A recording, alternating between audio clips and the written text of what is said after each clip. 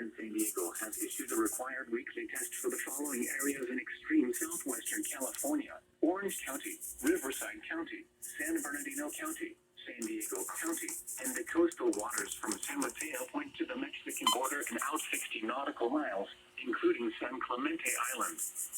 A test signal was broadcast to test the public warning system. The test is normally conducted between 10 a.m. and noon each Wednesday, weather permitting. The signal was also used to test the activity and emergency readiness of the Skywalk network of radio operators.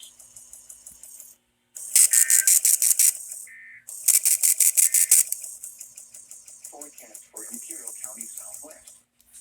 Today, sunny and much warmer. Highs 84 to 89. Southwest wind 10 to 15 miles an hour in the morning, becoming southeast 5 to 15 miles an hour in the afternoon. Tonight, clear and windy. Lows 54 to 54. Southwest wind 10 to 20 miles an hour. The National Weather Service in San Diego has issued a required weekly test for the following areas in extreme southwestern California: Orange County, Riverside County, San Bernardino County,